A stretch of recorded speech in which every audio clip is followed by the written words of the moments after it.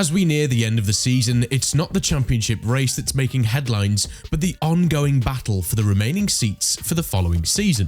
And it is an intriguing prospect indeed, with many drivers still in contention and nearly half of the grid yet to confirm a full driver lineup for 2023. So let's look at which teams are still looking for drivers, who the most likely candidates are, and how this could all play out.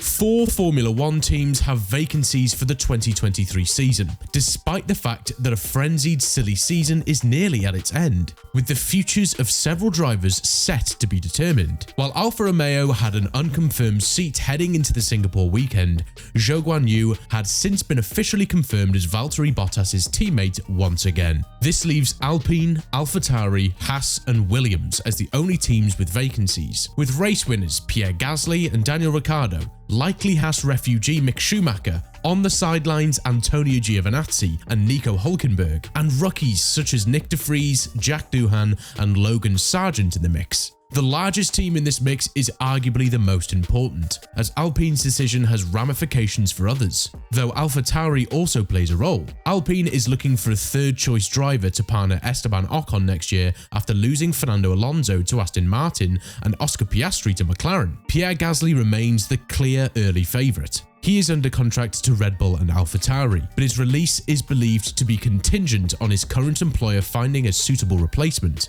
But Alpine cannot treat Gasly as an absolute certainty, a wise approach for a team that has already been royally shafted twice this season, which prompted the 3-day test this week with a 2021 Formula 1 car at the Hungaroring. As previously stated, it was not a shootout because Gasly was not driving. Still, it allowed Alpine to evaluate Ferrari reserve former Alfa Romeo racer Giovinazzi, Williams stand-in sensation de Vries, Alpine Academy prospect and F2 race winner Doohan. These were not the only drivers on Alpine's long list, with Nico Hülkenberg still being considered despite not driving at the test. However, the test was most likely unnecessary. Indeed, shifting circumstances meant that the time the testing in Hungary began, Alpine had reason to be very confident that it would get Gasly after all. When Red Bull dropped its pursuit of IndyCar driver Colton Herta because he is controversially ineligible for an F1 super license and the FIA will not budge, Alpine appeared to be in trouble. Without a replacement for Gasly, Red Bull would not release him. Alpine was so eager to move this along that it agreed to include Herta in the Hungary test at Red Bull's request to help his bid for a super license, but that plan was ultimately scrapped. Alpine's plan to test other candidates briefly appeared to be critical. However, it seems that Gasly will still be released by Red Bull. It has quickly become apparent that Red Bull had identified an alternative option outside of its own driver pool, which has been confirmed to be de Vries. The Dutchman has admitted that he met with Red Bull motorsport advisor Helmut Marko in Austria in the week following the Italian Grand Prix. All signs point to Red Bull leapfrogging Williams and signing de Vries for AlphaTauri. Although the real deal may still need to be completed, it appears increasingly likely that Gasly will be able to resume his Alpine drive. One thing that is still unclear is why this deal is so appealing to Red Bull.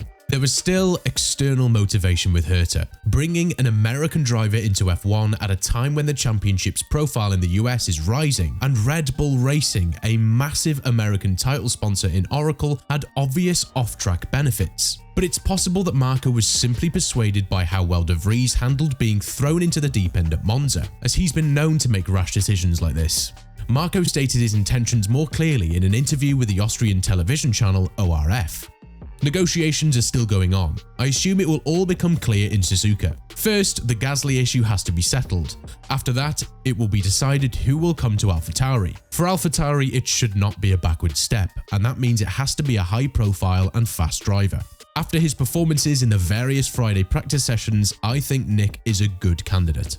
And if Gasly is leaving after 2023, Red Bull may see this as good business, given that Alpine will also be paying compensation because Gasly is under contract. However, if de Vries joins AlphaTauri alongside newly confirmed 2023 driver Yuki Tsunoda, Williams will need to devise their own strategy. With Nicholas Latifi's expected departure officially confirmed, it appears that Williams will turn to a full rookie to partner with Alex Albon in 2023. Sargent, Williams' F2 driver, is a race winner in his rookie season and has impressed the F1 team. He still needs to qualify for an F1 super license though, and while that is likely, it is not guaranteed. He must finish in the top 6 in the championship, and he is currently 3rd with a 12-point lead over 7th. There is only one event left in F2, so this is clearly in Sargent's hands. But the finale isn't until late November in Abu Dhabi, so Williams will have to wait a while to find out. If Sargent fails in his quest for a super license, Doohan may emerge as the frontrunner for the position. Williams has been linked with a loan deal for Doohan from Alpine, much like it was hoping for Piastri. Surprisingly, these F2 rookies have been linked to Williams more than experienced options such as out-of-contract Ricciardo and Schumacher. That is not to say those two drivers aren't being considered, but if they are, team boss Josh Capito is doing an excellent job of keeping it quiet. Schumacher's chances in Formula 1 appear to be bleak. In reality, he has been nothing more than an outside chance for Alpine, and Haas appears to have decided not to keep him for a 3rd season. However, because he has F1 experience and is an active race driver, you'd think Williams would be interested in him. Schumacher is set to leave Ferrari, where he's been an F1 junior for the last couple of years and become a free agent, so he must keep an outside chance of getting the Williams drive. It appears unlikely and is most probably contingent on Sargent failing to qualify for super license and a temporary Doohan move being rejected. Haas is seriously considering Hülkenberg replacing Schumacher, and has previously stated that he's not ruled out on Ricciardo. Of course, Haas team principal Gunther Steiner hasn't written off Schumacher entirely and has repeatedly stated that his chances of staying on are better than the media suggests. We are still looking at what is best for the team. Do we only look at the technique or the qualities a driver brings? I'll be honest, we don't know if Mick will stay or not. He had very good races in Canada, Britain and Austria, but lacked consistency. He should be strong more often. We are in no rush with drivers, and Mick still has opportunities to show what he can do. Aston Martin currently has a contract with Hülkenberg, and despite the fact that he has not raced full-time in F1 since 2019 and is now 35, he is regarded as a viable short-term option. He would be a good, professional driver who could be relied on to bank points when the car is up to the task, which Haas believes Schumacher has been lacking. On the other hand, Ricciardo appeared doomed to a year on the sidelines. He's probably out of Haas and Williams' price range, if he was ever interested in driving for them in the first place. A potential Alpine reunion has never materialised. Ricciardo was asked about developments on his side for next year ahead of the Singapore Grand Prix.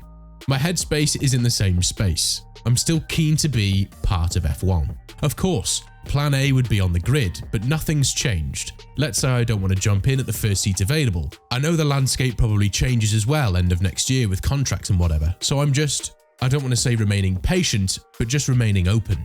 My management team is talking with, I want to say, pretty much everyone, or they're having conversations, so we're just trying to put it all together and figure out what makes the most sense. I also don't want to just look at the next 12 months and not the next 24. When it was put to him that his options were effectively a reserve role with a top team or a seat towards the back of the grid, Ricciardo replied, "A reserve role is certainly something realistic, yeah. That's the two, I would say, realistic options. It's not to be anywhere else. I love other disciplines of motorsports, but I don't see myself there. At least I feel as though I jump into something like that and then it closes the door in F1. It kind of feels like I checked out, and I haven't, so I'm solely focused on F1 and we'll see." So, as you can tell, he appears to have settled for a reserve driver role or a full-fledged sabbatical. That pretty much sums it up. Our prediction is that Pierre Gasly will join Alpine, Nyck de Vries will join AlphaTauri, Nico Hülkenberg will drive for Haas, and Logan Sargent will go to Williams if he obtains that super license. However, in this volatile, silly season, even the most apparent choices seem like a toss-up. So what are your thoughts? Who will find the remaining grid spots in 2023? Are there any other drivers that we haven't mentioned? Leave your thoughts in the comment section below, and if you like the video, make sure to like and subscribe.